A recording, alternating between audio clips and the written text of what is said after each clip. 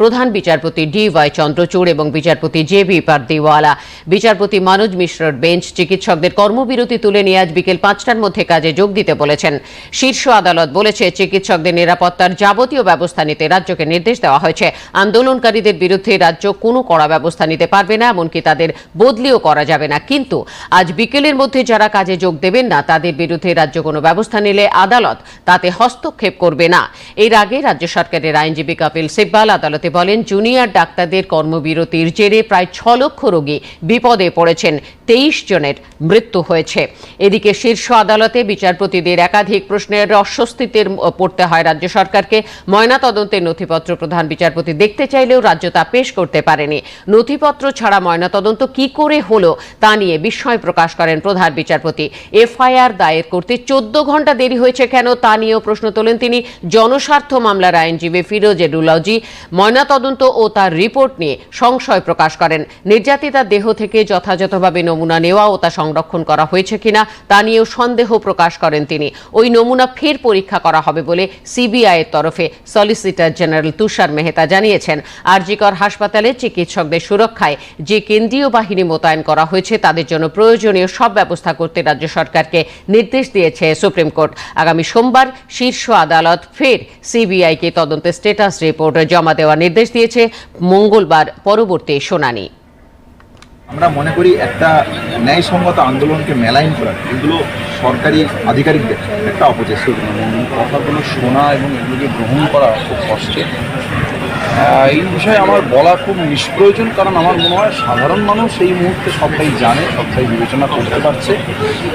এবং আমাদের আন্দোলনকে অস্বীকার করা এবং আন্দোলনকে অসম্মান করা, এই জিনিসটা আমার মনে হয় সাধারণ মানুষ খুব একটা ভালোভাবে মেনে নেবে না। উৎসব হবে কি হবে না সেটা মানুষ ডিসাইড করবে, মানুষই বিচার করবে উৎসব হবে নাকি পুজো হবে। যে জাস্টিসের দাবিতে লড়াই করছি, সেই জাস্টিসের দাবিতে আজকে সারা বাংলার এমন কোনো ঘর বাকি নেই যেই ঘরের মানুষজন এই আন্দোলনের সাথে যুক্ত হয়নি। রিক্সা চালক থেকে শুরু করে উবের ড্রাইভার থেকে শুরু করে ক্যাবের সমস্ত মানুষ আজকে এই লড়াইতে। সেক্ষেত্রে এই মানুষকে উৎসবে ভুলিয়ে দেওয়া, উৎসবে মাতিয়ে দেওয়া, উৎসবে ফিরে যেতে যাওয়ার মানেটা কি? মানেটা হচ্ছে জাস্টিসকে তারা ডিনাই করতে চাইছেন, জাস্টিসের দাবিটাকে পিছনে ফেলে দিতে চাইছেন, যার ফলে এই ধরনের কথা বলছে। সুবিচার না পাওয়া পর্যন্ত তারা আন্দোলনের পথ থেকে সরে আসবে না বলে নির্যাতিতার মা স্পষ্ট জানিয়েছেন। আমরা পথে নেমেছি এবং পথে থাকবো যতদিন না বিচার পাবো, এটাই বলতে পারি। পথেই থাকবো। যেভাবে মানুষের কান্না আপনাদের দেখে, সেটা তো আপনারা তো মানে একটা স্বতঃস্ফূর্ত প্রতিবাদ দেখছেন। হ্যাঁ, এখন মানুষের আন্দোলন উনি যদি প্রতিহত করে দিতে চান, আমাদের আন্দোলন করতে পারবেন না। আমরা বাবা মা হিসাবে আমরা আন্দোলন চালিয়েই যাব। সবাই কাঁদছে, জাস্টিস চাইছে, এই সময় পুজোয় ফিরতে বলছে, উৎসবে ফিরতে বলছে, এটা কতটা অমানবিক বলে মনে হচ্ছে? আমার অমানবিক মনে হচ্ছে, কারণ আমি তো মেয়ের মা, আমি তো সন্তান হারিয়েছি, তাই আমার অমানবিক মনে হচ্ছে। এই সময় ভারাক্রান্ত বাংলার মানুষ যে বাংলার মেয়েকে হারিয়েছে, সেই মেয়েকে নিয়ে মানুষ অত্যন্ত দুঃখিত, ভারাক্রান্ত হৃদয়ে মানুষ আছে। তার মধ্যে মানুষের সাথে সমব্যথী না হয়ে, বাংলার মানুষের সাথে একই সাথে দুঃখিত না হয়ে মমতা বন্দ্যোপাধ্যায় যেভাবে মানুষের বিরুদ্ধে গিয়ে উৎসবে আসার কথা বলছে, মমতা বন্দ্যোপাধ্যায় কি ভেবে নিয়েছেন যে এই রাজ্যটাকে তার পৈতৃক সম্পত্তি নাকি পার্টি অফিস? উনি উঠতে বললে উঠবে, বসতে বললে উঠবে। মানুষ ঠিক করবে উৎসবে অংশগ্রহণ করবে কি করবে না, মানুষ ঠিক করবে সে উৎসবে কাঁদবে না হাসবে, মানুষ ঠিক করবে যে আগামী দিনে মানুষ কি করবে। আন্দোলনের জেরে 23 জন রোগীর মৃত্যু হয়েছে বলে রাজ্য সরকার সুপ্রিম কোর্টে যে দাবি করেছে, সেই প্রসঙ্গে নির্যাতিতার মা বলেন, সাধারণ পরিস্থিতিতেই আশঙ্কাজনক অবস্থায় থাকা বহু রোগীর মৃত্যু হয়, এর সঙ্গে আন্দোলনের কোনো যোগ নেই বলে তিনি মন্তব্য করেন। মুখ্যমন্ত্রী এত আন্দোলনের সারা থেকে ভয় পেয়ে গেছেন, তার ফলে এই ধরনের কথা বলছেন।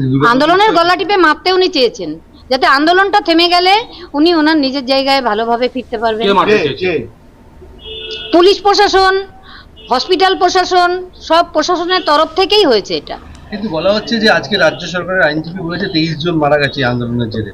এটা কি এই ধরনের জিনিসের কি আন্দোলনটাকে লঘু করা হচ্ছে? এক মাসে 23 জন কেন, অনেক পেশেন্ট মারা যায়। আমি তো আমার মেয়ের ওই যখন বাড়িতে আসতো দেখতাম ওর গ্রুপে লেখা হতো এই পেশেন্ট মারা গেছে, ওই পেশেন্ট মারা গেছে।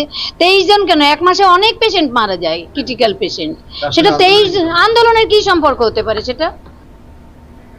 সুপ্রিম কোর্টের রায় নিয়ে কেন্দ্রীয় মন্ত্রী হিসেবে বা রাজনৈতিক নেতা হিসেবে, একটি সর্বভারতীয় দলের রাজনৈতিক নেতা হিসেবে আমার পক্ষে তো বেশি কমেন্ট করা সম্ভব নয়। শুধু এটুকুই বলবো, বাংলার মানুষ অনেক ক্ষেত্রে আশাহত হয়েছে।